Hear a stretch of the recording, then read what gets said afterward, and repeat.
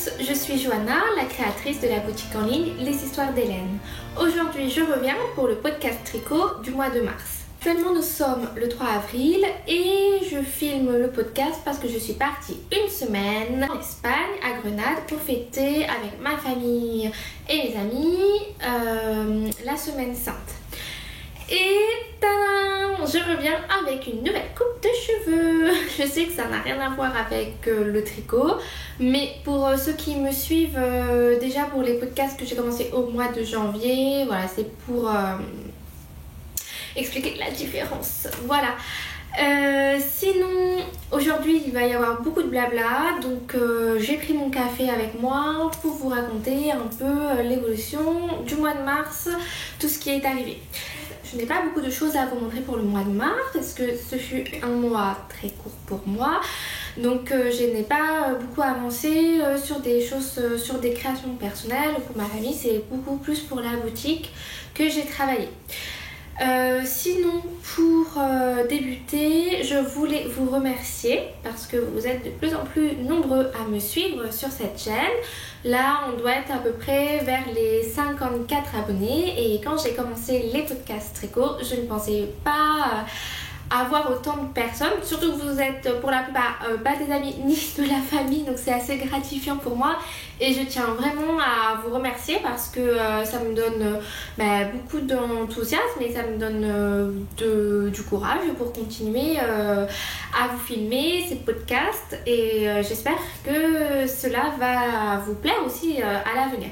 Donc surtout n'hésitez pas à commenter parce que j'aimerais bien connaître et savoir ce qui vous plaît ou ce qui vous déplaît, ce que vous voudriez voir. Après je ne sais pas si je changerai réellement vu que ce que je fais le fais avec beaucoup d'enthousiasme et avec mon cœur, donc s'il y a des choses qui vous plaisent pas et qui sont vraiment en moi, ça je pourrais pas le changer, mais s'il y a d'autres choses que vous voulez voir, il n'y a pas de problème. Ce que je peux actuellement voir, c'est que les tutos bonus sont pas très vus, donc peut-être que ça au final ça vous botte pas trop et que vous préférez les podcasts où on discute, où je discute toute seule. Donc pour le mois de mars, on va faire un retour en arrière parce qu'il y a une année j'avais dans ma tête une idée de création pour les histoires d'Hélène. Et donc je vais vous montrer, mais il ne faut pas rigoler hein, parce que c'était vraiment mon premier prototype et il n'est pas très bien réussi. Donc je voulais partir sur une création de sacs comme ceci. Donc ce sont des modèles sacs japonais que j'ai un peu adaptés. Alors celui-là c'est un tout premier modèle, c'est mon premier prototype, il n'est vraiment pas parfait. Et donc je vous explique, l'année dernière je ne tricotais seulement qu'en ligne, hein. C'est-à-dire que je ne faisais pas de tricot en rond, donc j'ai dû coudre beaucoup de parties. Mais donc je vous montre le sac. Il est composé d'une grande anse, d'une petite anse, et la grande anse on la passe dans la petite anse pour bloquer. Donc ça c'est déjà pas mal. Après, j'ai distinct la partie du bas parce que je voulais une partie un peu plus solide, donc avec le point de riz que j'aime beaucoup, et une partie beaucoup plus douce et plus flexible au niveau du haut. Donc j'ai choisi le point jersey endroit. Et donc à l'intérieur, j'ai mis des pelotes hein, pour vous montrer un peu ce que ça donne. Hop, et l'intérieur, j'ai voulu protéger le tricot et vous permettre de mettre des stylos, des choses comme ça, sans que ça perce. Donc j'ai voulu, c'est là où les choses sont très rigolotes, coudre du tissu. Mais je n'ai pas de formation de couture ni rien, donc je me suis un peu lancée à l'aveugle. Et donc ça donne un rendu vraiment moche quoi, moche, voilà, pour un premier jet pourquoi pas, mais c'est pas top hein. Donc la première, cette partie là elle est pas mal parce que on va dire que bon c'est bien cousu, il n'y a pas de souci, mais si vous voyez l'autre côté, comme j'ai mal pensé et que j'avais pas regardé ni vu des couturières pour m'aider, Donc ça donne ce rendu là, donc c'est vraiment pas terrible. Voilà, donc ce premier, je m'en sers pour moi mettre mes pelotes parce que c'est sympa et faut toujours faire un prototype. Du coup j'ai acheté une machine à coudre de chez Lidl qui est bien pour débuter parce que moi je ne pense pas coudre des vêtements par exemple pour le moment des choses, des vêtements, j'ai tricoté quoi, j'ai cousu juste des rideaux, le haut des rideaux parce que c'est plus trop long, mais j'ai pas fait grand chose. Donc pour moi la machine à coudre de Lidl, elle me convient parfaitement. Donc voilà, ça c'était le premier prototype. Je vais prendre mon petit café.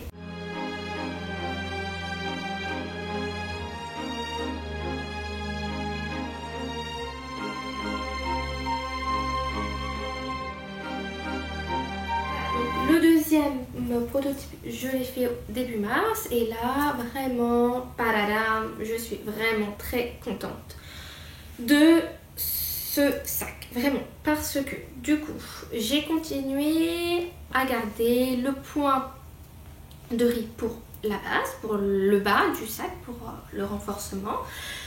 Point jersey endroit pour le haut du sac, pour l'élasticité. Et pour une anse, seulement une couleur parce que je voulais une unicité et je voulais que ce soit vraiment un rendu plus joli. Et j'ai changé pour donner un peu plus de peps au sac et pour le rendre un peu plus sympa. J'ai choisi de tricoter la petite anse avec le point de riz. Comme ça donne un peu plus de relief. Et la grande anse, je l'ai laissée du coup avec la deuxième couleur qui est la couleur canard en point jersey endroit. Voilà, donc ce qui donne un rendu d'une anse très sympa parce que je trouve que sur le côté il y a un autre point que j'ai utilisé. Par contre, je ne connais pas le nom du point. Je sais comment le tricoter, mais je ne pourrais pas vous dire quel est le nom. Donc s'il y a quelqu'un qui est spécialiste ou qui regarde cette vidéo, vous pouvez le noter dans les commentaires pour aider les autres. Voilà, et pour m'aider moi aussi à connaître ce point, ça peut être sympa. Voilà, donc ça donne un effet un peu dentelle, vous voyez, sur le côté. Et ça délimite bien la anse. Je vais vous montrer l'envers. Donc, hop, l'envers. Donc, point jersey envers et avec les deux côtés. Donc, je trouve que c'est vraiment sympa. Après, j'ai rajouté, pour donner un peu plus de style au sac et pour le rendre moderne, on va dire, j'ai rajouté les pompons. Donc parce qu'il me restait du fil, au final, j'étais pas à court de fil. Il me restait du fil, donc j'ai fait un pompon un peu plus épais avec la couleur minerai. Je crois que c'est couleur minerai, hein, en fil aventure. Toujours, j'utilise le même fil aventure. Et il me restait moins de fil bleu canard, donc un petit pompon. Voilà comment adapter un peu le reste des pelotes. Par contre, donc si vous voyez bien aussi, j'ai tricoté un rond. Et là, tatin, il n'y a pas de démarcation. Vous voyez au milieu, il n'y en a pas parce que comme j'ai tricoté en rond, pardon. Et donc il n'y a pas de couture. Déjà, c'est un gain de temps et le rendu est beaucoup plus joli. La seule couture que j'ai eu à faire, ce sont le bas, voilà, donc qui se voit pas spécialement, hein, qui est très sympa, et les anses. Donc les anses, voilà, j'ai tricoté avec un point invisible, tout simplement. Donc comme ça, vous n'avez pas trop, il n'y a pas de démarcation, voilà. Par contre, je n'ai pas encore passé le cap de la couture parce que j'ai peur de rater cette doublure et donc il faut que je me fasse violence, hein, il faut que je passe à une autre étape vraiment parce que je peux pas proposer un sac sans doublure parce que premièrement si vous mettez des stylos tout va tomber, hein, et la durée de vie du sac ne va pas être si longue parce que j'ai peur qu'il s'abîme trop facilement. Donc je préfère mettre une doublure. Je sais qu'avec la doublure, le sac peut être moins élastique. Il peut peut-être être un peu plus rigide. Donc ça c'est un inconvénient qui me dérangerait. Mais c'est à voir. Je vais tester et je vais voir. Ce qui est bien c'est que... Donc ça c'est une couverture de Noël que j'avais tricotée mais je ne l'ai pas terminée. J'ai pas terminé les coutures. Donc je ne sais pas comment comment va être le rendu avec la doublure à l'intérieur. Mais je pense vous le montrer pour le podcast du mois d'avril. Parce que comme ça c'est sympa de voir la finition. Et là je pourrais vraiment vous montrer si un cahier passe et d'autres choses peuvent être inclus dans le sac. Mais en première vue, je pense qu'il y a quand même il y a de la capacité, hein, parce qu'il doit faire 30 cm de hauteur pour, je ne sais pas, 20 ou 30 cm de large aussi. Je vais mesurer. Par contre, ça c'est vrai que je n'ai pas mesuré. Voilà, donc ça c'est le deuxième prototype. Donc ça c'est un sac pour moi, hein, c'est le prototype. Que j'aime bien parce que le marquage des couleurs il est très sympa et ouais, c'est par rapport à celui-là, au premier, il est vraiment mieux, il est vraiment top. Et j'ai aussi commencé à tricoter un deuxième sac qui sera comme ceci. Donc il faut que je trouve un nom de sac. Donc si vous avez des idées, n'hésitez pas à commenter parce que pour l'instant je sais que je vais peut-être partir sur comme c'est un sac japonais, je vais essayer de partir sur un nom japonais. Je vais voir si je trouve un nom sympa. Donc si vous avez des idées de nom de sac, avec plaisir. Et donc voilà. Et ça c'est... Je n'ai pas terminé. Donc voilà comment ça se passe. Donc j'ai fini de tricoter la base du sac. Donc j'ai utilisé une couleur craie et couleur bengale. Toujours de chez Fil d'Art, donc Fil Aventure. Et là j'ai fini de tricoter la première anse. Maintenant il faut que je tricote la deuxième anse, que je couds et que j'assemble et que je couse la fameuse doublure. Voilà pour le mois de mars. Donc n'hésitez pas à commenter parce que je ne sais pas ce que vous aimez ou ce que vous voulez approfondir, ce que vous voulez changer, voir. Après effectivement moi je ne pourrais pas changer, hein, je suis comme ça et bon, je parle beaucoup avec les mains, je fais des petites blagues, bon, je sais pas si en gros c'est des petites blagues, je me fais des petites blagues moi-même, mais voilà, en tout cas c'est avec grand plaisir que je fais ces vidéos. Je vous remercie pour toutes ces nouvelles choses, pour tous ces nouveaux abonnés qui viennent sur ma chaîne. Et voilà, donc je vous remercie. N'hésitez pas à me suivre sur les réseaux sociaux. Je suis très active sur Instagram. J'ai notamment publié des stories sur ma semaine en Espagne. Sinon, vous avez aussi un lien pour Facebook. C'est vrai que c'est un peu moins personnel. C'est beaucoup plus ciblé sur la boutique en elle-même, sur les histoires d'élèves. Mais n'hésitez pas à me suivre aussi sur ce réseau-là.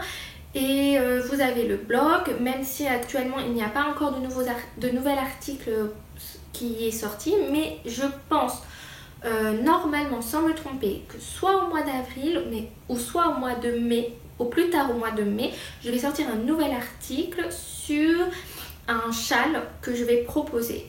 Je vous mettrai aussi le tuto. Je suis en train déjà d'imaginer un petit peu ce que je peux faire. Quelque chose de simple mais un peu plus élaboré que du point mousse. Je ne sais pas trop où est-ce que je vais partir, dans quelle direction. Donc pour l'instant je suis en pleine réflexion, on va dire.